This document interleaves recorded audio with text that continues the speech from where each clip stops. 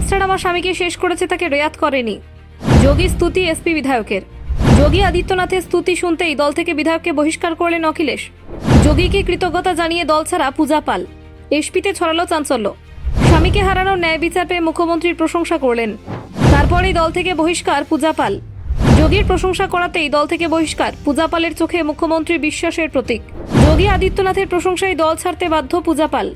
পূজা পালের কথায় কাঁপছে উত্তরপ্রদেশের রাজনীতি। যোগীর প্রশংসা করে শাস্তি পেলেন পূজা পাল, তারপরেই প্রশ্ন তুলেছে রাজ্যবাসী।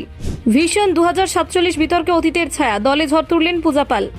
দেখুন ঠিক কি ঘটল। উত্তরপ্রদেশের রাজনীতিতে এক অদ্ভুত পরিস্থিতি তৈরি করলেন সমাজবাদী পার্টির বিধায়ক পূজা পাল। রাজ্যের মুখ্যমন্ত্রী যোগী আদিত্যনাথের প্রকাশ্যে প্রশংসা করায় কয়েক ঘন্টার মধ্যে তাকে সাসপেন্ড করল নিজের দল এসপি। পূজার প্রশংসার কেন্দ্রবিন্দু ছিল তার ব্যক্তিগত জীবনের একটি দুঃখজনক অধ্যায়, স্বামী রাজু পালের শেষ হয়ে যাওয়া। 2005 সালে প্রয়াগরাজে গ্যাংস্টার আতিক আহমেদের বিরুদ্ধে রাজু পালের শেষ করে দেওয়ার অভিযোগ ওঠে। সেই সময় রাজনৈতিক প্রতিপক্ষের দ্বন্দ্বই এই ঘটনার কারণ বলে পুলিশ প্রাথমিক দাবি করেছিল। রাজু পাল ছিলেন বহুজন সমাজ পার্টির বিধায়ক এবং আতিকের ভাই আশরাফকে উপনির্বাচনে পরাজিত করেছিলেন। এই ঘটনার কয়েকদিনের মধ্যেই তাকে গুলি করে শেষ করে দেওয়া হয়। পূজা পালকে বিয়ের কিছুদিন পরে এই মর্মান্তিক ঘটনা ঘটে। তখন থেকেই তিনি ন্যায় বিচারের জন্য লড়াই চালিয়ে যাচ্ছিলেন, কিন্তু তার দাবি অনুযায়ী দীর্ঘ সময় ধরে কেউ তার কথা শোনেননি বা পাশেও দাঁড়াননি। গত 14 আগস্ট উত্তরপ্রদেশ বিধানসভায় ভিশন ডকুমেন্ট 2047 নিয়ে আলোচনা চলাকালীন অপরাধ দমনের প্রসঙ্গ ওঠে। সেই সময় পূজা জানান, মুখ্যমন্ত্রী যোগী আদিত্যনাথই একমাত্র তার আর্জি শোনেন এবং ন্যায় বিচার পাইয়ে দেন। এই জন্য তিনি প্রকাশ্যে যোগীকে ধন্যবাদ জানান। তিনি আরও উল্লেখ করেন, যোগীর নেতৃত্বে প্রয়াগরাজের অনেক মহিলা ন্যায় বিচার পেয়েছেন। তার মতে বর্তমানে গোটা রাজ্য যোগীকে বিশ্বাসের প্রতীক হিসেবে দেখে। রাজ্যে অপরাধীদের বিরুদ্ধে জিরো টলারেন্স নীতি বজায় রাখার জন্য মুখ্যমন্ত্রীর প্রশংসা করেন তিনি। তবে পূজার এই মন্তব্য সমাজবাদী পার্টির নেতৃত্বে ভালোভাবে নেয়নি। দলের শীর্ষ নেতা অখিলেশ যাদব তৎক্ষণাৎ তাকে সাসপেন্ড করার সিদ্ধান্ত নেন।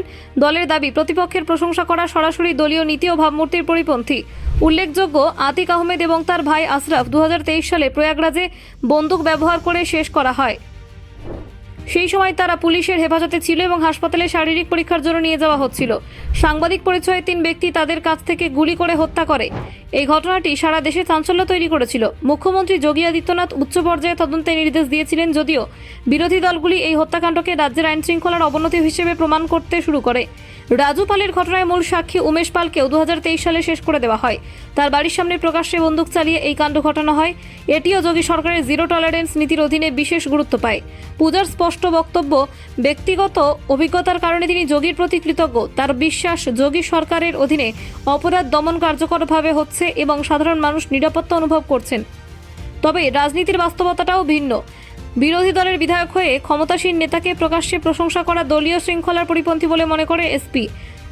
Bureau report, Bangla digital TV.